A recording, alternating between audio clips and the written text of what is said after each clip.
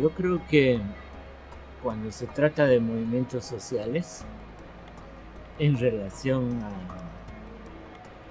la investigación más académica, se trata de un proceso doble de producción de conocimiento, porque cada movimiento produce su propio, bueno, en cada movimiento hay producción de conocimiento, es lo que quería decir, sobre su país, sobre el tipo de estructuras que están cuestionando, y hay un proceso de aprendizaje también, sobre todo cuando se plantean experimentar otras formas de organización social, ya sea al tomar la tierra o al reorganizar la salud, la educación.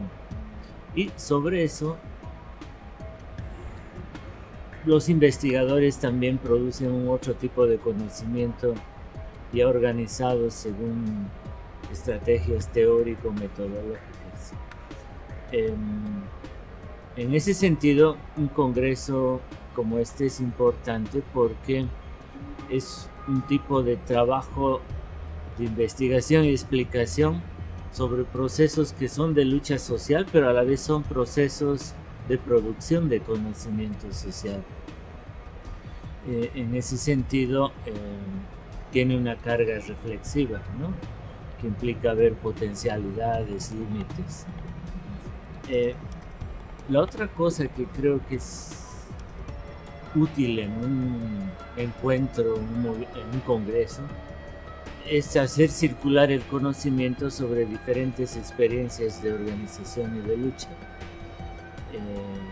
que eso retroalimenta la capacidad de las diferentes organizaciones, movimientos, y eso también ocurre en el plano académico, ¿no? El conocer otras investigaciones sobre otros movimientos permite también mejorar, corregir, potenciar la capacidad que cada investigador o colectividad de investigadores tiene para trabajar sobre movimientos sociales.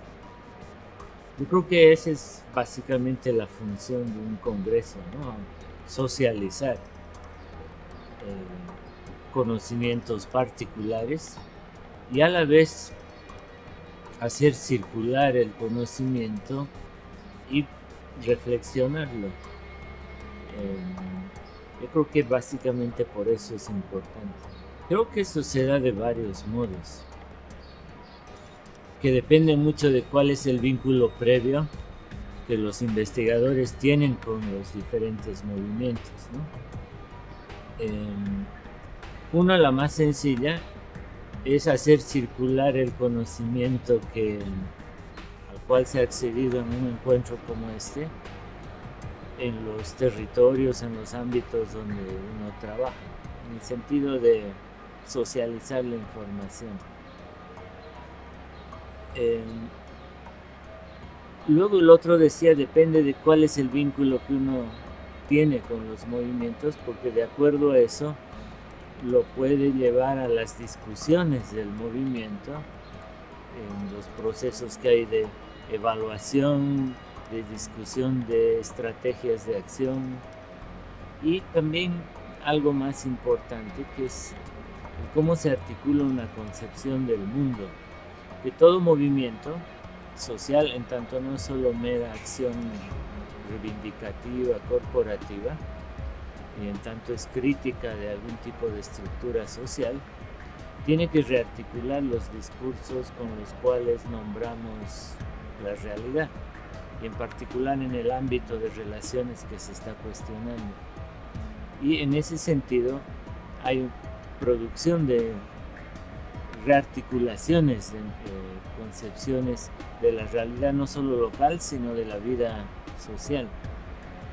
Y en eso es importante conocer las reflexiones de otros.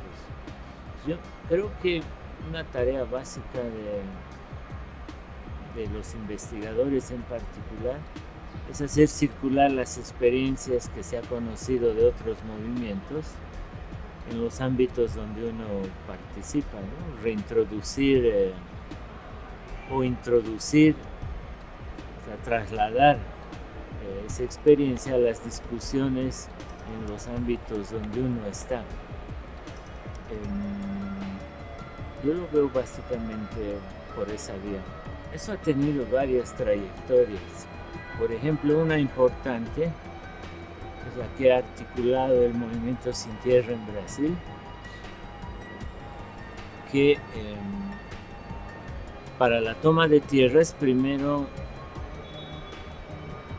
indaga todo lo que se conoce sobre la condición legal, económica, política de la región donde van a intervenir.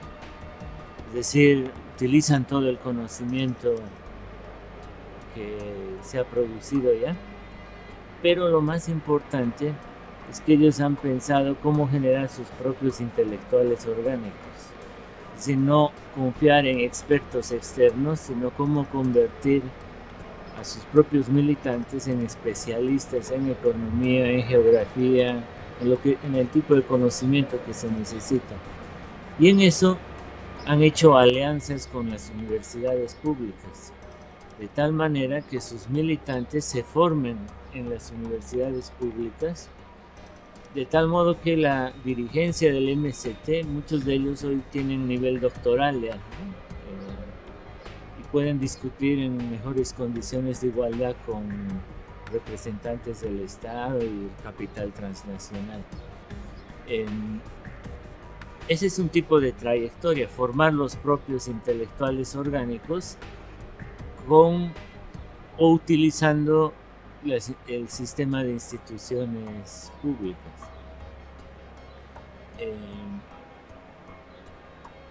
¿Qué sería esto de formar los propios intelectuales, ¿no? En otros países lo que ha ocurrido es de que primero ha emergido un movimiento cultural político, por ejemplo en la zona andina, en Chaymaras y Quechuas, que han hecho la crítica de lo que llaman colonialismo interno, o sea, de la reproducción de la desigualdad entre culturas a lo largo de la historia republicana y del Estado-Nación. Y luego, o sea, primero vino el movimiento intelectual que rearticularon su historia, su memoria, y luego han fundado sindicatos y partidos. Y por lo tanto, lo que ha resultado es un movimiento multifacético, que es una convergencia de producción intelectual, partidos, sindicatos y formas de unificación indígena en territorios donde todavía hay propiedad colectiva. Ese es otro tipo de trayectoria. Y hay otras donde lo que ocurre es más bien la emergencia de un núcleo articulador de varias iniciativas autónomas, que se convierte como en una red de asambleas de diferentes capacidades organizativas en torno a diferentes temas en su origen, y que lo que articulan es una instancia de coordinación de la acción colectiva, y donde, bueno, cada organización se encarga de la logística como de encarnar también diferentes formas de conocimiento social. Las trayectorias son plurales, ¿no? En el caso de América Latina, esas son algunas de las que bosquejaría así de manera sintética. Sí, eso es bien frecuente. Y sobre todo en este ciclo que se vivió en América Latina en varios países donde hubo victorias de partidos de izquierda montados sobre un previo ciclo de movilizaciones sociales que crearon la crisis a los gobiernos neoliberales y la condición del recambio político. Lo que hicieron los partidos gobernantes es como cooptar a los líderes de movimientos e incluirlos en el ejecutivo. Y eso los ha, con el tiempo, en varios casos, en Bolivia y Ecuador en particular, los ha ido alejando del movimiento y los ha vuelto más intelectuales orgánicos del partido y del Estado que del movimiento, ¿no? Eso es lo más frecuente. Por eso creo que es importante aprender de la experiencia del MST también. y que tiene que ver con la idea de que para evitar eso, la clave es tener dirección colectiva, de tal manera que no haya individuos que sean imprescindibles para representar al movimiento y que la dirección sea rotativa.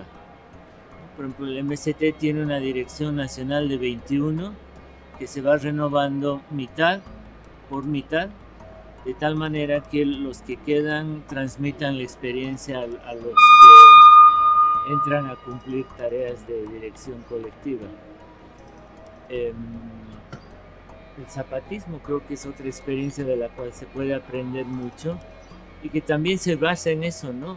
En asumir por vía rotativa los cargos de autoridad, de responsabilidad y de manera sistemática, ¿no? De tal manera que se pueda evitar el que el ser representante o autoridad se vuelva un privilegio y por lo tanto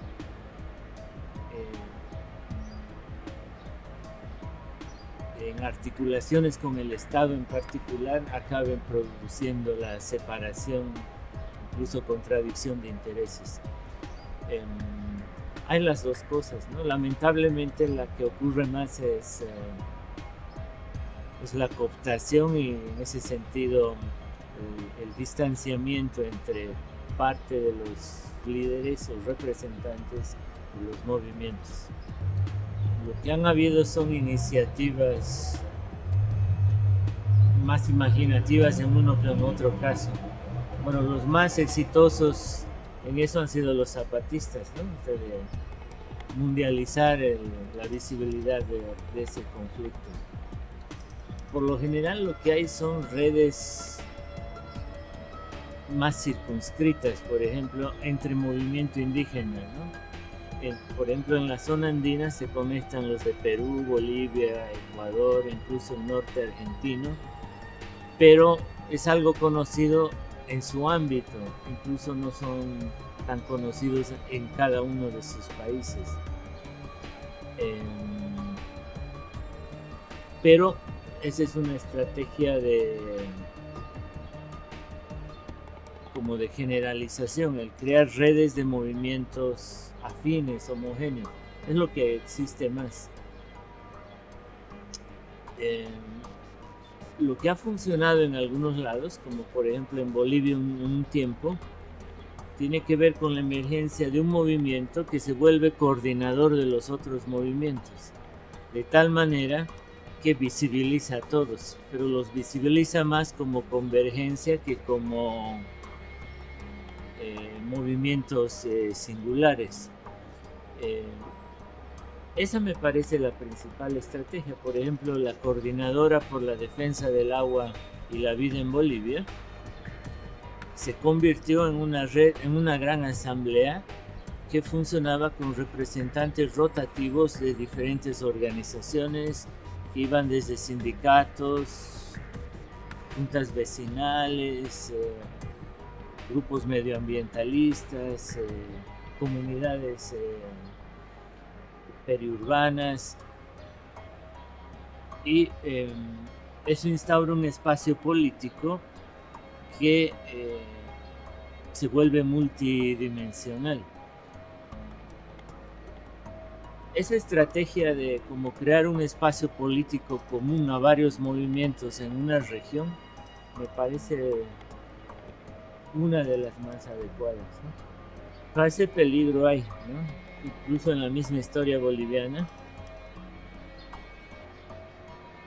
luego de un ciclo de movilizaciones de varios tipos de movimientos, el actual partido gobernante, el MAS, creó una instancia con presencia de varias, no todas las organizaciones, pero que funciona ya para apoyar al gobierno. Y empezó a trabajar más bien para desmovilizar a las organizaciones. Esa es una tendencia frecuente. Sobre todo, lo que emergen son partidos que utilizan la movilización y la capacidad organizativa para hacerlos funcionar a favor del partido, ¿no? Más aún si es que están en función de gobierno. Por eso la clave es la autonomía, ¿no? Mantener la autonomía respecto del Estado, respecto de los partidos y la autonomía de cada organización, ¿no? Eso durante un tiempo ocurrió en Bolivia cuando era la coordinadora la que hacía funcionar eso de manera autónoma.